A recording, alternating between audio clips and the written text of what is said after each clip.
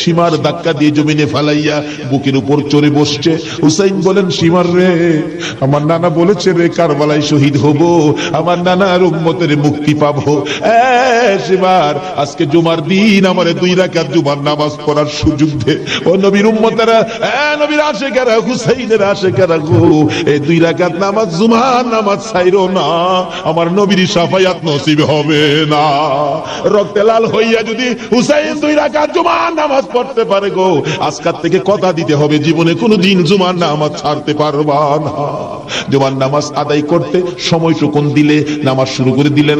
রুকু সিজদার কাজ শেষ করে তাশাহুদে বসে সালাম ফিরানোর আগ পর্যন্ত কাছাকাছি বসে বসে এই জিনিস সৈন্যরা নামাজের ভিতরে প্রত্যক্ষদর্শীরা বলেন, এক একটা করে তীর মারে হুসাইনের গায়ে।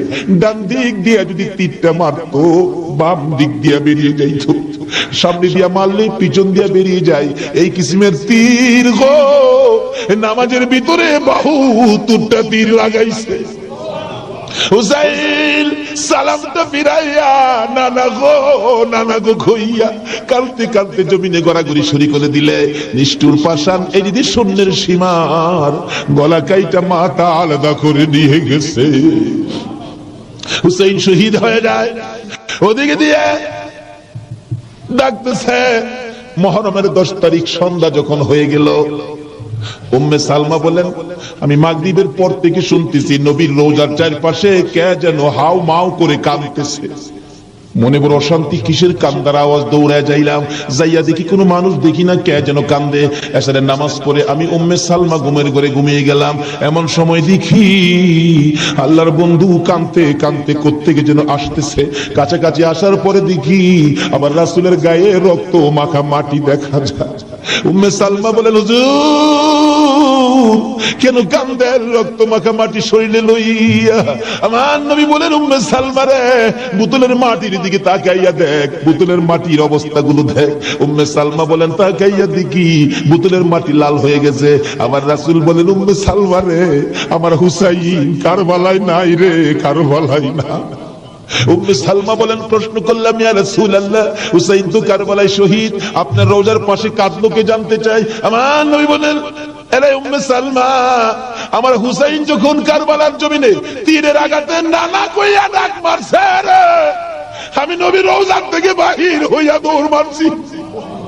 ওই সময় রহমতের ফেরেশতারা আমার রওজার পাশে বসে বসে কাঁদছে। আমি কারবালায় যাইয়া দেখি আমার হুসাইন তীরের আঘাতে রে নানা নানা কইয়া গড়াগড়ি করে। আমি হুসাইনকে আন্দায়া ধরছি। হুসাইন তীরের আঘাতে যতটা গড়ি দিছে রে, আমি রাসূল হুসাইনের সাথে ততটা গড়ি কারবালার জমিনে দিয়েছি। এই হুসাইনের রক্ত কারবালার মাটিতে পড়েছে, এই রক্ত মাখা মাটি আমি নবীর গায়ে লাগছে। এই উম্মে সালমা জানাইয়া দিস রে, এই রক্ত মাখা মাটি আমি রাসূলের কাছে জমা থাকবে। আসলে জমিন যেদিন গায়েব হবে, আমি আমার মাওলার দরবারে হুসাইনের রক্ত মাখা মাটিগুলি তুলে ধরবো। মাবুদ, আমার মেয়ে ফাতেমা সন্তান কুরবানি করেছে আমার উম্মতের নাজাতের জন্য। এই যে দেখো হুসাইনের কারবালার রক্ত মাখা মাটি তুলে ধরলাম, আর ফাতেমা হুসাইনের মাথাটুকু লইয়া দাঁড়াইয়া বলবে, আমি হুসাইনের মাথাটুকু তুলে ধরলাম। মাবুদ গো, এর বিনিময়ে আমার বাবার উম্মতের মাফ করে দাও।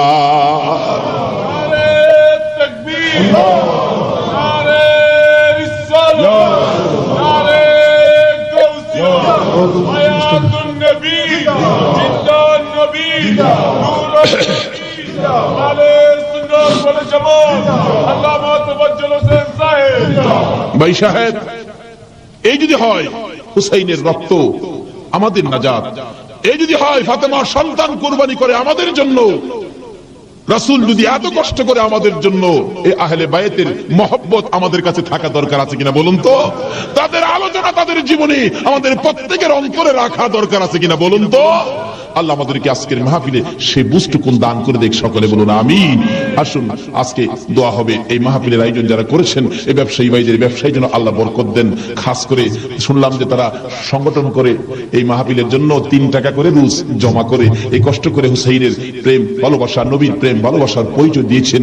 আজকে আল্লাহ আমাদেরকে কি দেয় এটা দেখবো আখিরি মোনাজাতের মধ্যে। প্রশ্ন করবেন, হুজুর কি দেখবো? দেখবেন মোনাজাতের পর যদি দেখেন শরীরটা হালকা লাগে, মনটা শান্তি লাগে, তাহলে মনে করবেন এই মাহফিলের বরকতে জীবনের গুনাহ মাফ করে যা দাবি করছিলেন সব পুরা করে দিয়েছে। আসুন দোয়া দোয়ার আগে ওই নবীর প্রেম ভালোবাসা মহব্বতের সহিত একটু দুরুদ ও সালাম মদিনা পাঠায় দে ইয়া নবী ইয়া রাসূল সালাম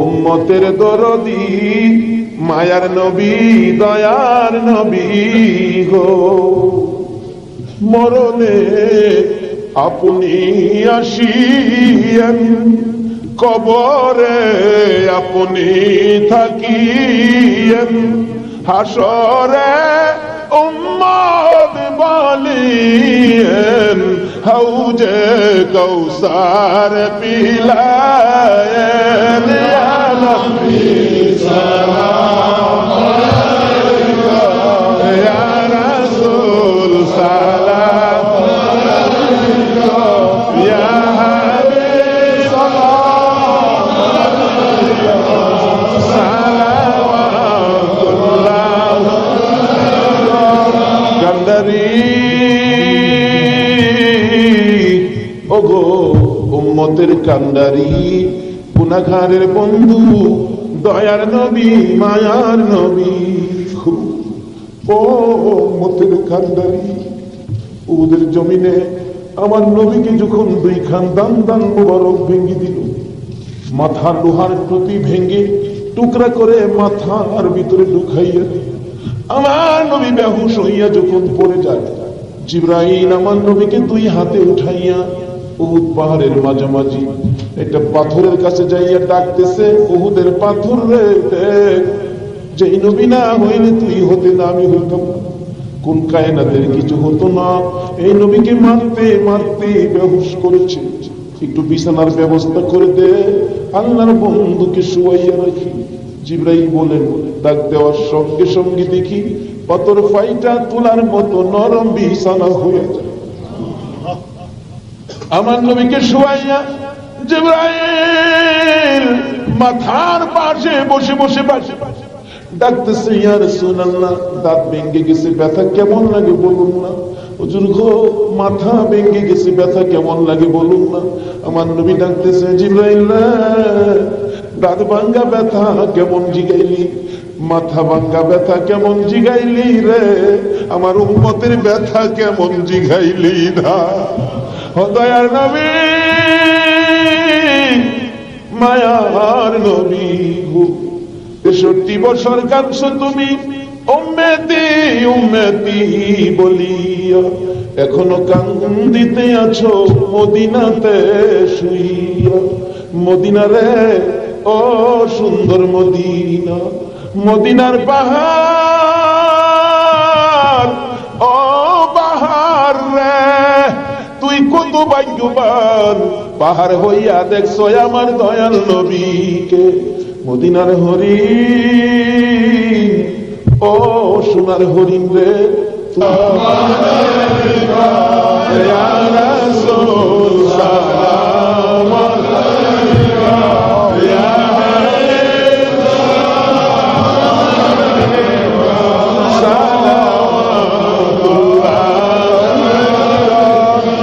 जाए रब मेरे दुरूद व सलाम बरगुज़ीदा नबी पर अपने मुदम बलगल उला बिकमालिही कशफत दुजा बिजमालिही असनत जमीउ खिसालिही सल्लु अलैहि व आलिही सल्लिमु या कौम बल सल्लु अला सदरिल अमीन मुस्तफा मा जा इल्ला रहमतल लिल आलमीन। হুসাইনের রক্তের প্রতিদান হুসাইনকে মহব্বত করতে হবে। হুসাইন রক্ত মাখা শরীর নিয়ে 2 রাকাত জুমার নামাজ ছাড়ে নাই। এই নামাজ আমরা ছাড়বো নাকি পড়বো? তাহলে রক্তের প্রতিদান দেওয়া হবে।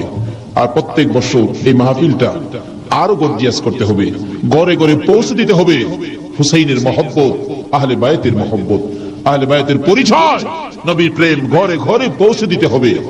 আল্লাহ আমাদেরকে সে বুঝ সেই শক্তি দান করুক, সকলে বলুন আমিন। আজকে যারা হুসাইনের স্মরণে মাহফিলের আয়োজন করেছেন, আজকে হুসাইন আর হাসাইনকে নিয়ে আমার নবী মদিনায় বসে বসে আপনাদের কথা স্মরণ করতেছে।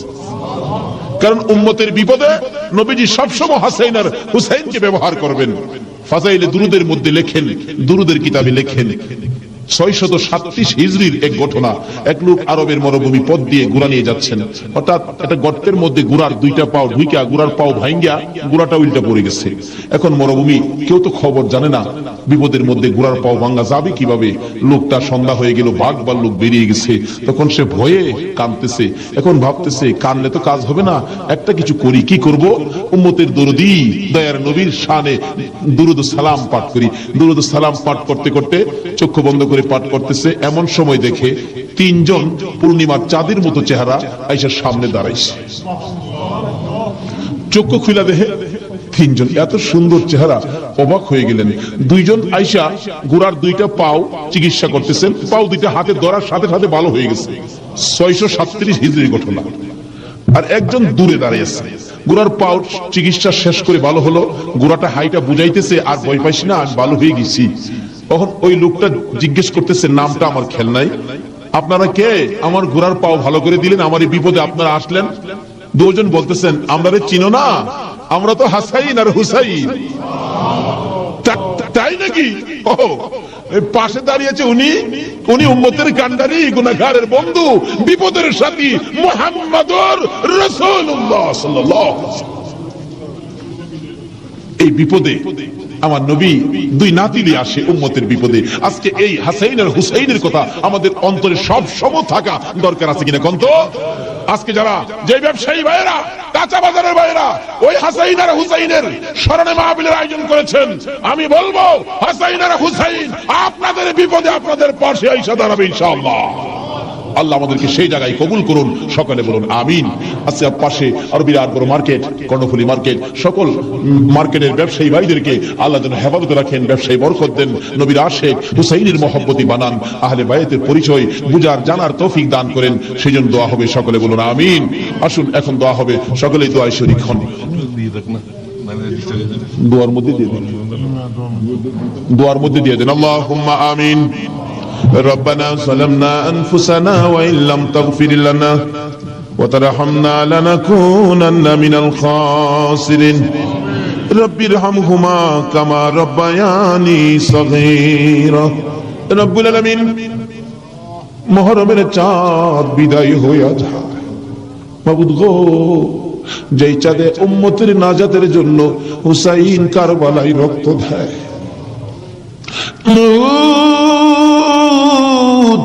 উম্মতের নাজাতের কান্না আমার নবী কত কান্দা কাঁদছে, হাসাইন হুসাইন কুরবানি ফাতেমা কত কান্দা কাঁদছে।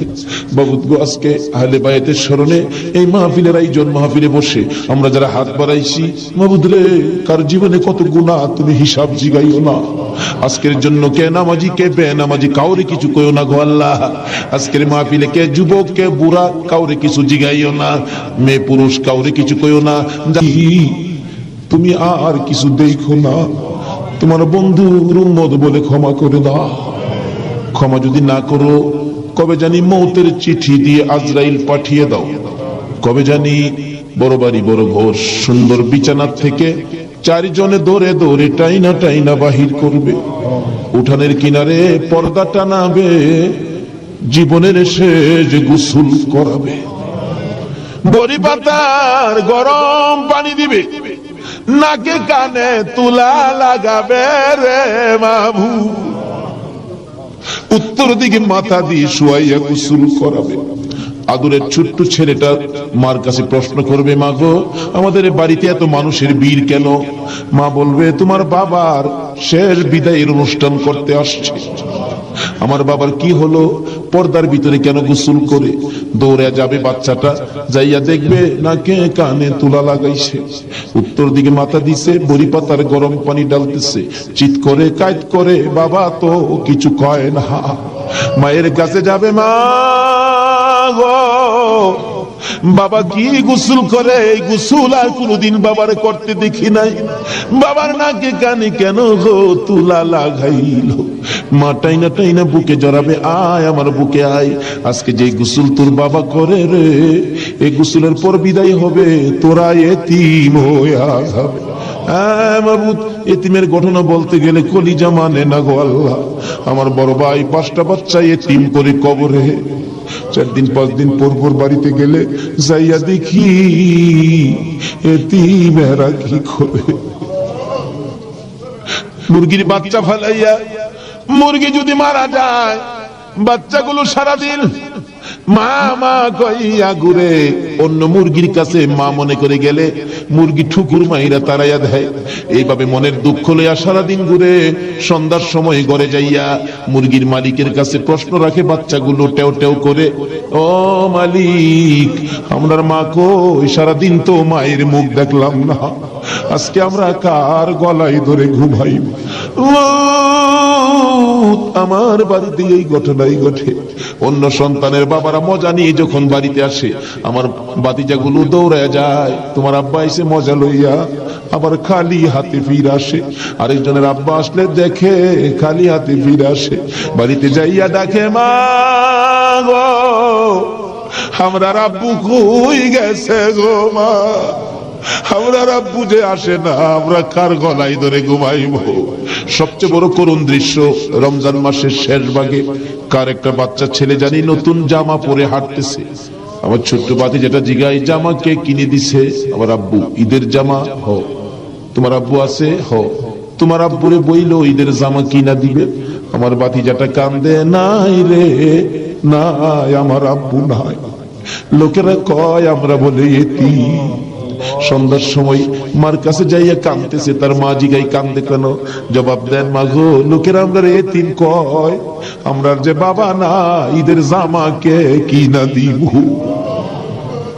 ওই দিন বাড়িতে ছিলাম, রমজান মাস। 2টা বাতিজা দৌড়াইয়া যাইয়া আমার সামনে দাঁড়াইয়া দাঁড়াইয়া কান্দে, কাকা গো, আমরার বাবা নাই, আমরা ঈদের জামা কিনা দিবেন? মাথায় হাত দিয়ে আদর করে বিদায় করে দিলাম। জামা না লইয়া বাড়িতে আসবো না আজকে। নিজের ছেলেমেয়ের জামা না কিনে এতিমদের জামা কিনে তারা বিশ্বাস করে বাড়িতে রওনা হলাম। রাত্র প্রায় 10টা বাজে গেছে। যাইয়া দেখি এখনো ঘুমায় না, দরজা খোলা দেখা যায়। একটু পরে পরে দরজার কিনারে দাঁড়াইয়া ডাক মারে, কাকা আইসনি? আমরা নতুন জামা আনছুনি। জামাগুলো হাতে দেওয়ার পর সারা রাত জামাগুলো বুকে লইয়া ঘুমাইছে। ঈদের দিন সকালবেলা ছোট্ট ভাতিজাটা 5 বছর বয়স, খুঁজতেছি, গোসল করো, জামা পরো, ঈদগায় যাও। খুঁজতে খুঁজতে সবাই পাইলাম, 5 বছরের ভাতিজাটারে খুঁজা পায় না। তালাশ করতে করতে যাইয়া দেখি বাড়ির পিছনে মসজিদের পাশে বাঁশের জারের নিচে আমার বড় ভাইয়ের কবরের পাশে দাঁড়াইয়া দাঁড়াইয়া কান্দে। মাবুদ, কবে জানি এইভাবে কার সন্তানেরা এতিম হইয়া যায়, কবে জানি কার বিছানা খালি হইয়া যায়, কবে জানি কার দোকান রে, কবে জানি কার ব্যবসা 3 দিনের জন্য বন্ধ হইয়া যায়। ওই দিন আসার আগে আজকের মাহফিলের উসিলায় আমাদের সকলের জীবনের গুনাহগুলো ক্ষমা করে দাও। ইয়া আল্লাহ, জীবনের গুনাহ ক্ষমার দরখাস্তর পর আর একটা দরখাস্ত করি। এত রাত পর্যন্ত যারা বসে আছে, যাদেরকে নিয়ে হাত বাড়াইলাম, আমাদের মধ্যে আমি জানি না রে আল্লাহ, কার মনে কি আগুন, কার জানি মানাই রে, কার জানি বাবা নাই রে আল্লাহ। আমার মতো মায়ের অভাবী, আমি তো মা হারা হয়ে গেছি। আমার মতো মায়ের অভাবী কে জানি হাত বাড়াইছে আল্লাহ। যদি মা না থাকে সন্তানেরা কি করে নিজে দেখেছি। রোজার 27 তারিখে একটা মাত্র ছেলে, 5 বছর বয়স, মা অসুস্থ, ডেলিভারি রোগী, হসপিটালে যাবে, ডাক্তার বলেছে হসপিটালে ভর্তি হইতে হবে। ছেলেটা কার কাছে রেখে যাবে? নানার কাছে রেখে দিল। নানার কাছে রাইখা 2 গালে চুমাইয়া মা হসপিটালে রওনা হয়েছে। ছেলেটা বলেন, মা কোন সময় তুমি আসবা? বাবা আমি রাত্রে আইসা পড়বো, তুমি তোমার নানার কাছে ঘুমাও। রাত্র 10টা বাজে, এখনো আসে না। নানা গো, আমার মা কোন সময় আসবে গো নানা? মা যদি না আসে আমি কার সাথে ঘুমাইব? নানা বলেন কোনো খবর তো পাইতেছি না রে ভাই। 10টার সময় একটা যুবক আইসা ডাকতেছে, চাচা বাড়িতে আসেননি কেন? আপনার মেয়ের কোনো খবর পাইছেননি? কি খবর রে ভাই? ও বাবা কি খবর শোনাইবা? ওই যুবকটা